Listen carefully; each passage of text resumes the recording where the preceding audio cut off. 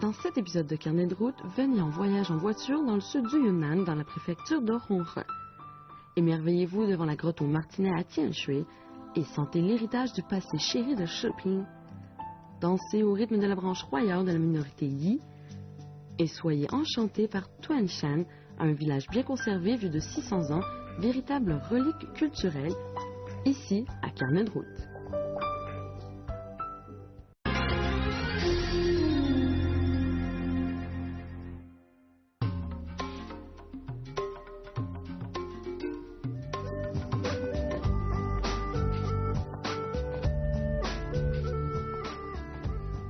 Pour ceux du dernier épisode, nous continuons notre périple par la route dans la préfecture de Honghe, dans le sud du Yunnan. Ceci est le jardin privé de la famille Zhou à Tianshui, où nous sommes restés pour la nuit. Construit en 1905, à la fin du règne de Guangxu de la dynastie Qing, cette maison à cour carrée est le grand joyau de cette ville. Une autre attraction que nous avons visitée était le pittoresque Chaoyanglo, dans l'antique ville de Tianshui. Tianshui était une ville de garnison il y a quelques 700 ans sous la dynastie Yuan. Elle abrite également le deuxième plus grand temple de Confucius de Chine. Alors nous allons nous diriger vers l'est à la grotte aux Martinets et après ça, droit devant à Shiping. Au revoir, joli hôtel.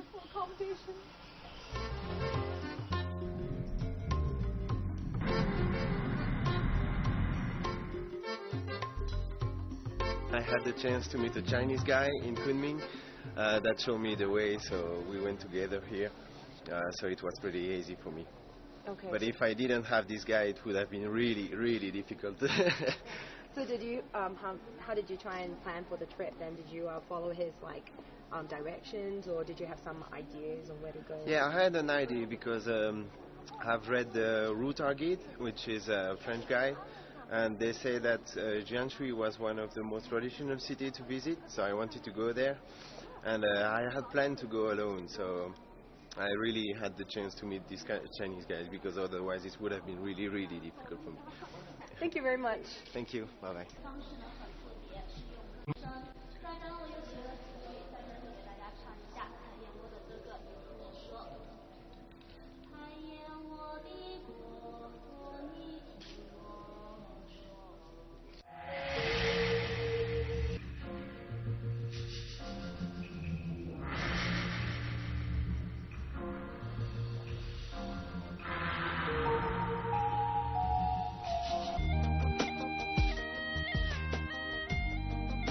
Ce grimpeur téméraire fait partie de la minorité Yi. Il escalade ces rochers comme partie de la performance, mais ironiquement, il semble plus gêné par les caméras que par ses pierres nifiant la mort. C'était à la ramasse, là. J'ai discuté à l'instant et il m'a dit que son père, qui escalade aussi, est tombé 2 fois de 60 mètres et qu'il n'est toujours pas effrayé. Alors c'est un truc incroyable. A, il n'a pas d'harnais. 2, il n'a pas de chaussures d'escalade spéciales. Et au point le plus élevé, il était à environ 12 étages de haut. Je veux dire, pouvez-vous imaginer? Chaque fois qu'il grimpe là-bas, il risque sa vie et c'est normal pour lui. C'est tellement ironique. C'est complètement normal.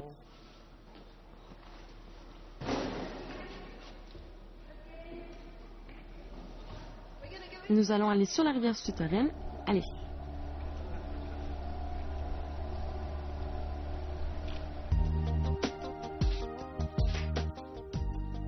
C'était un court trajet de 8 km jusqu'à la grotte aux Martinets. Le billet d'entrée coûte 80 kwai. Mais pour 133 kwai, vous pouvez avoir accès à 3 sites. Le jardin privé de la famille Zhou, le temple de Confucius et la grotte aux Martinets. La grotte a 2 sections principales, une galerie sèche et une avec une rivière souterraine. La rivière Liujiang s'écoule sur 7 km dans l'une. Des grimpeurs experts escaladent les rochers et suspendent des plaques gravées au toit pour la prospérité, la quiétude et la chance. Pendant le printemps et l'été, des milliers de martinets affluent ici. Bien que nous ayons manqué ce créneau, cette gigantesque formation karstique est une merveille en elle-même. On dirait qu'ils ont de tout ici. Ils ont des babioles, des bibelots et des souvenirs. Ah! Et naturellement, des nids d'oiseaux qui sont récoltés ici. La meilleure chose à faire est de goûter aux délices du coin ici pour le verdict final. Alors, vous voyez ce gruau au nid d'oiseau. Je me bats pour en trouver, là. Mais ça coûte 10 quoi, alors bon, il n'y a pas beaucoup là-dedans, mais c'est épais et gluant et ça semble nourrissant. Il y a fait quelques grilles de moins dans la grotte qu'à l'extérieur, mais après que vous ayez fini ce gruau, ce que vous pouvez faire, il y a un mur d'escalade derrière, OK? Et vous pouvez essayer d'escalader. Mais il y a un harnais, évidemment. Je pense que je vais m'en tenir à manger mon gruau pour l'instant. Tout a tourné high-tech ici, avec des senseurs automatiques qui éclairent les grottes avec éclat. Mais quelque chose dans cet environnement de pressentiment sombre m'a donné envie de faire exactement l'opposé et de pousser plutôt ma voix. J'ai toujours voulu faire ça dans une grotte. OK, vous êtes prêts? C'est parti. Allô? Y a-t-il quelqu'un à la maison? OK. C'est une magnifique grotte.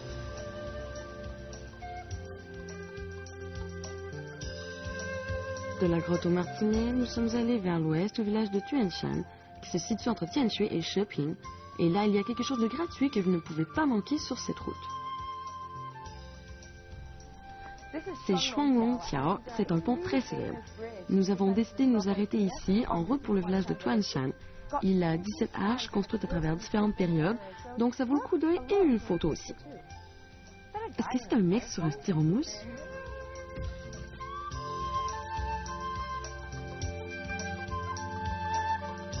Le village de Tuanshan est à 13 km à l'ouest de Tianshui. La population du village est de 920 âmes parmi 240 ménages, avec les Zhang comme clan principal.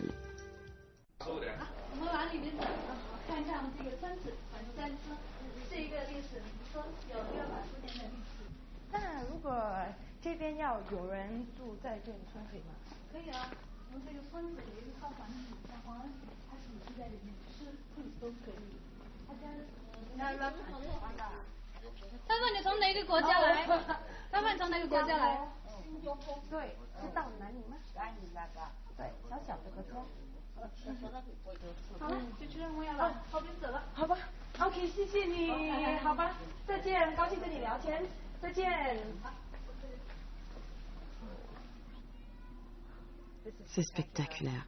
Simplement tranquille et un moment pour tout distinguer. Ainsi, nous avons décidé de monter ici pour avoir une bonne perspective sur le village de Tuanshan. Et vous pouvez avoir un guide pour environ 20 renminbi. Ça vaut la peine. Vous savez, ce village est ici depuis plus de 600 ans et est réellement bien conservé. J'espère vraiment que le soleil restera là pour un moment. Allez, nous devons infiltrer le village un peu plus. Oh, attention, les roches sont un peu glissantes. Un marchand appelé Zhong Fu est venu de Tianxi à Tuanshan et s'y est établi en 1382 pour affaires. Il est tombé en amour avec la région et avec une femme du coin et a porté la culture Han là-bas. Émerveillez-vous devant des temples bien préservés, des hôtels des ancêtres et des maisons à court carré pour seulement 20 renminbi.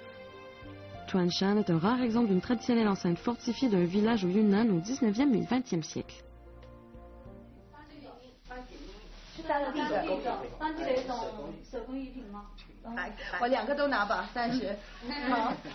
Vous savez, la dernière chose à laquelle vous vous seriez attendu est de les voir vendre des babioles quand vous venez dans un endroit comme ça. Mais c'est en quelque sorte plus authentique que ce que vous trouverez dans la rue et il y a même... Regardez ça. Oui, un ensemble de mahjong de voyage. Alors si vous êtes dans l'avion, vous pouvez vraiment plonger dans la culture chinoise.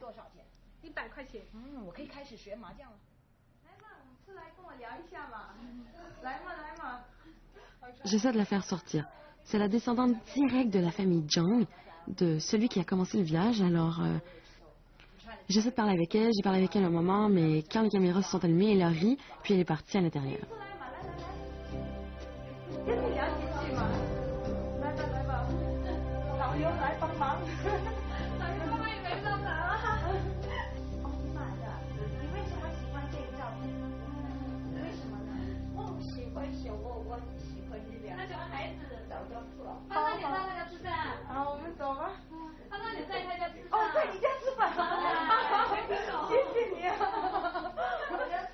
Elle m'invite.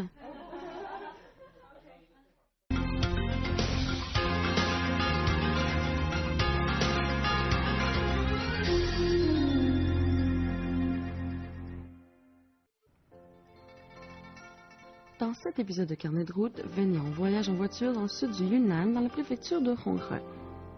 Et réveillez-vous devant la grotte au martinet à Tianshui et sentez l'héritage du passé chéri de Sheping.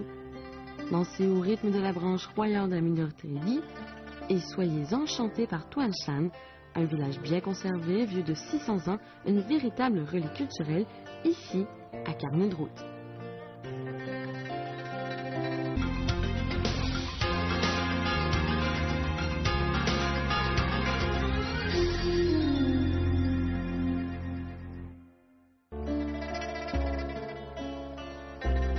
Après avoir visité le village de Tuanshan à Tianshui, nous avons continué notre voyage vers l'ouest au comté de Sheping et sommes restés pour la nuit dans un de ces hôtels convertis qui était plutôt criard.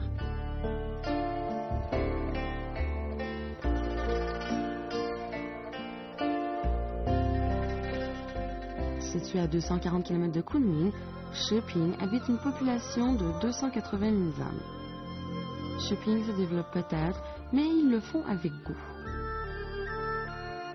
Ce comté vieux de 200 ans a restauré la gloire passée de ses maisons à cour carrée avec une petite touche moderne.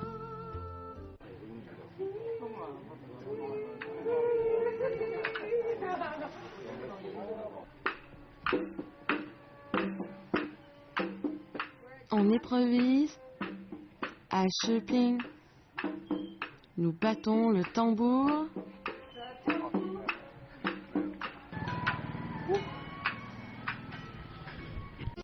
Jour humide et pluvieux ici à Sheping, mais vous pouvez quand même vous arranger pour avoir du plaisir. Ceci est la vieille ville, nous sommes arrivés la nuit dernière et les températures varient vraiment. S'il pleut, le froid vous glace les os, mais ça vaut quand même la peine de vous promener aux alentours parce que tous les principaux sites se retrouvent dans les environs et vous ne savez jamais sur quoi vous pourriez tomber. Oh oui, c'est aussi gratuit de simplement vous promener dans ces jolies maisons chinoises à cour carrée. De la musique aux fèves de soya. Le tofu de Sheping est largement connu et admis comme plus célèbre que celui de Tianshui. C'est l'heure du déjeuner là à Sheping est reconnu pour son très célèbre tofu. Il y a des restaurants comme celui-là qui conjuguent littéralement des centaines de variétés de tofu et pour un connaisseur de tofu comme moi, c'est l'ultime plaisir gastronomique.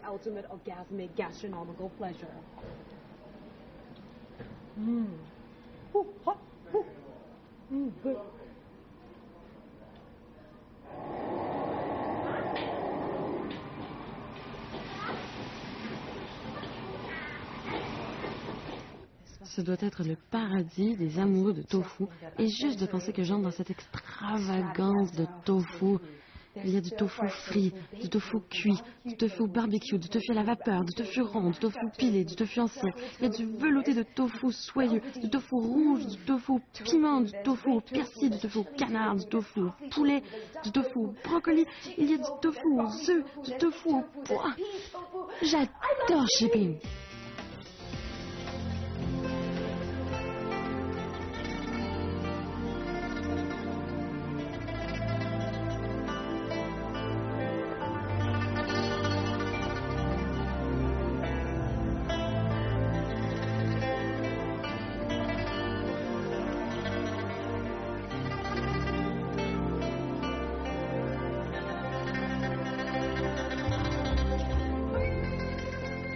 Promptement après le déjeuner et toute cette folie de tofu, nous avons roulé vers le village de Jiangyin. Ce village vieux de 600 ans est situé dans la commune de Baoxiu. En 1999, il reçut le titre de premier village du Yunnan. Cet endroit est un bon point de départ pour en apprendre sur l'ancienne culture du sud de la Chine.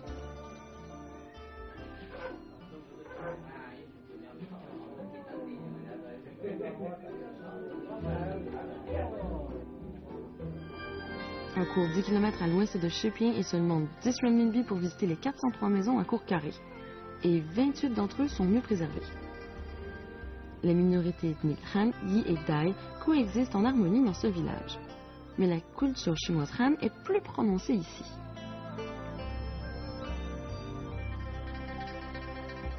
La pluie retint la plupart à l'extérieur, se livrant avec joie à des activités sociales comme le mahjong. Bien que notre caméra fût dans la pièce, les gens du coin ont à peine sourcillé. Peut-être étaient-ils habitués d'avoir des visiteurs dans leur cour arrière, et la lumière des flashs ne les a pas détournés de leur partie.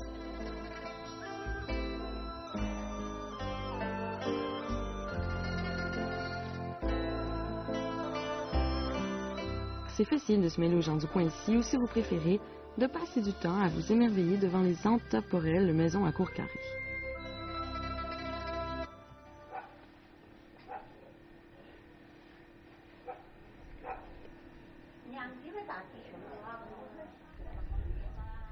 Le village de Jiangyin a enchaîné les érudits qui passèrent les examens impériaux et obtinrent des positions, du pouvoir et la richesse.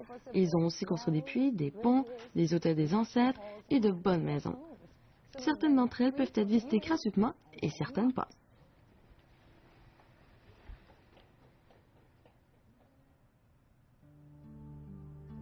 Les remarquables maisons folkloriques, portes du village, les hôtels des ancêtres et temples ici sont tous des témoignages vivants de l'histoire autrefois riche et brillante de Jiangyin. Les gens aisés du passé flambaient souvent tout un budget dans des gravures élaborées. Ici, vous pouvez avoir un rare aperçu des gravures élaborées des portes de maisons à cour carrée qui sont sous protection de l'État. Pour moi, les gravures racontaient une histoire, et si vous regardez suffisamment attentivement, vous allez peut-être être capable de déchiffrer les significations. Sinon, je peux demander à mon guide, bien que le mandarin dans cette partie de la Chine soit parlé avec un assez fort accent. Chenlong. Chai. Hein? Chai. Chai? Oh, chai?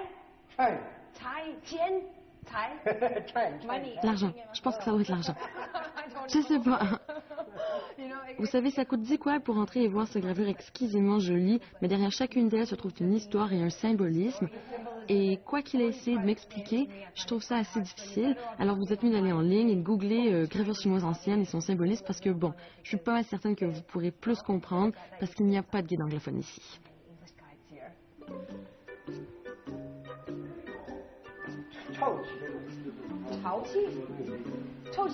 Oh, Oh, humidity. 这你一下有你扒了吗？跑墓地板，地扒了吗？你不怕空气很多就潮湿。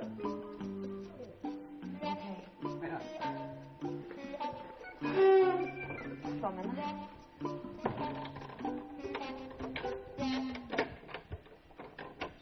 师傅，你照顾这个地方有多久了？我82年了82年。 ，82岁啊。你现在82岁了。对。哇，你脸色真好。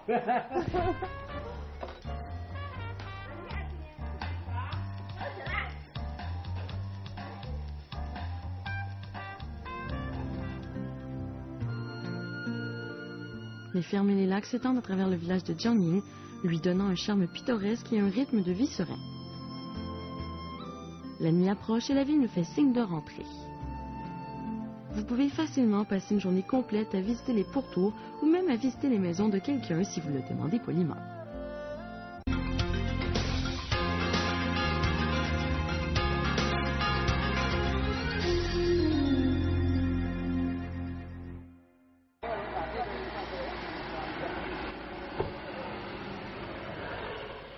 J'ai vraiment mal au cœur, là.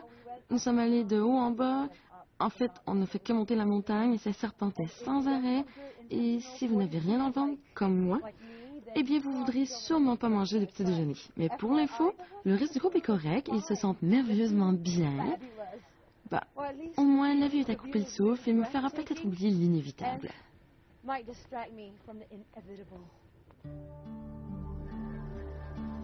Nous avons passé la nuit dans la ville de Sheping et sommes arrivés ici au village de Mushan.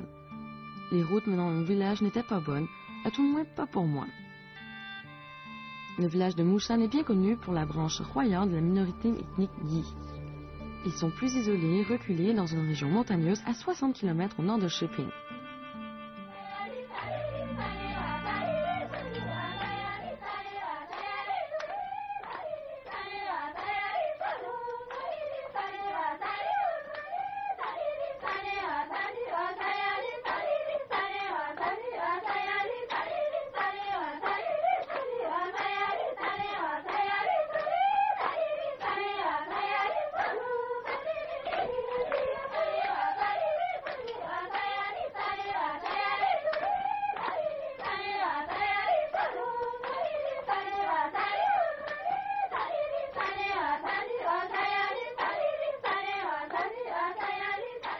Il y a des différences frappantes entre tous les sous-groupes Yi dans leurs habitudes et leurs costumes. Certains affirment que la différence d'altitude entre les régions Yi influe directement sur leur style vestimentaire et leur subsistance. La branche des Royards sont des chanteurs naturels alors qu'ils labourent les champs. Et croyez-moi, avec des mouvements et des accords vocaux comme ça, certaines d'entre elles font ça depuis qu'elles sont gamines. Laissons les pros faire leur truc. Après tout, elles sont la branche royale des Yi. Et si vous pensez que la Chine a 1,3 milliard d'habitants, avec 94% de Chinois Han et donc seulement 6% de minorités ethniques, ce n'est que la pointe du glacier que l'on voit avec cette seule branche des Yi. Et vraiment, je me suis juste sentie tellement émue d'être ici parce que c'est un endroit tellement reculé. Et nous avons roulé pour environ 1h30 de shopping et nous en sommes venus au point où, vous savez, vous pouvez voir la culture colorée et je suis simplement hyper fascinée parce que ce n'est pas quelque chose que vous avez la chance de voir vraiment souvent au quotidien, donc laissons-les faire leur truc.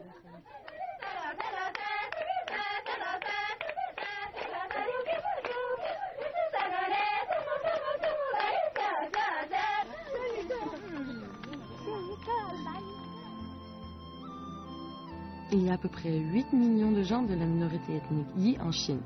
Ils vivent principalement dans les régions montagneuses rurales du Sichuan, du Yunnan, de Guizhou et du Guangxi. Les Royards sont seulement qu'un des sous-groupes se trouvant ici dans la préfecture de Honghe. Ce qui est beau avec ce groupe, c'est leur voix captivante et énigmatique quand elles chantent à l'unisson. Je n'ai jamais rien entendu de tel. Cette branche de la minorité ethnique Yi vit très haut dans les montagnes, près des frontières du Vietnam, du Laos et du Myanmar. Le son unique de leur musique est né dans une des rizières les plus spectaculaires du monde. Un après-midi entier passa très rapidement et nous semblions être les seuls visiteurs ici aujourd'hui, ou peut-être dans les semaines. Ce village est un bijou d'endroit en termes de culture, paysage et musique.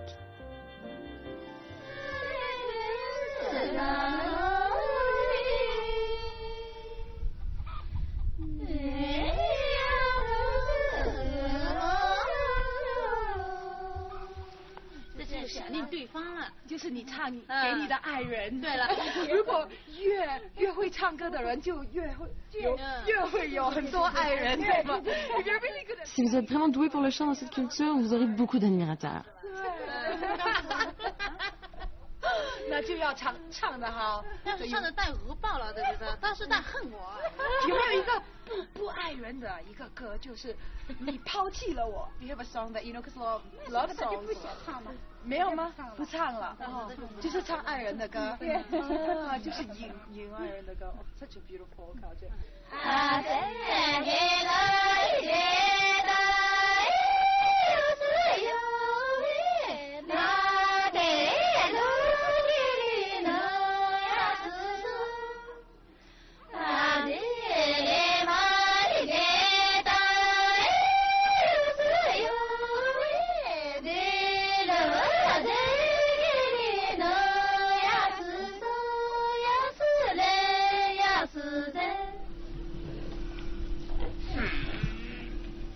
C'était une expérience tellement fascinante. Je veux dire, c'est un souffle d'air frais d'être ici. Et les femmes se sont confiées et quand elles chantaient, il y avait de la joie dans leur cœur. Vous savez, elles portent le flambeau de leur culture et de leur tradition. Et une bonne partie de moi a réalisé que la modernisation a déjà touché le village de Mushan. Vous savez, ils ont des antennes satellites, ils utilisent des téléphones portables, ils regardent la télé, ils chantent des karaokés. Et je vous empresse de venir aussi vite que vous le pouvez parce que c'est une expérience unique qui n'a pas son pareil.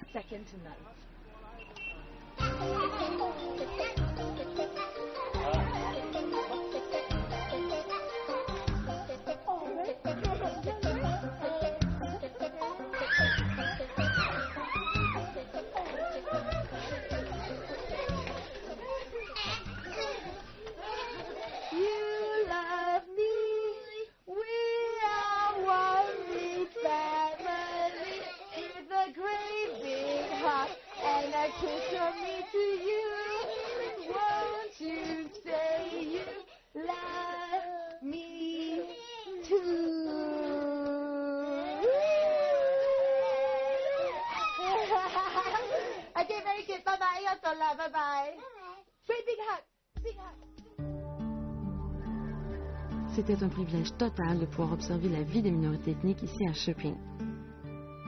Bien que j'ai essayé le célèbre tofu, on ne peut quitter ce comté sans visiter le lac Yiling. Ce massif lac d'eau douce est connu pour ses environs tranquilles et paisibles, avec des fleurs de lotus parsemées tout autour. Beaucoup de voyagement est vraiment dicté par la température, et ceci est notre dernier arrêt au comté de Cheping, et c'est le parc Huang Wen, où vous avez une vue spectaculaire du lac Yiling. Mais visiblement aujourd'hui, ce fut très brumeux, et peut-être que la prochaine fois quand vous viendrez, la nature sera plus clémente pour vous. Bon, nous devons continuer notre route, descendre au sud d'Arongre, alors j'ai très hâte de voir le fleuve Rouge, espérant que tout ira comme prévu.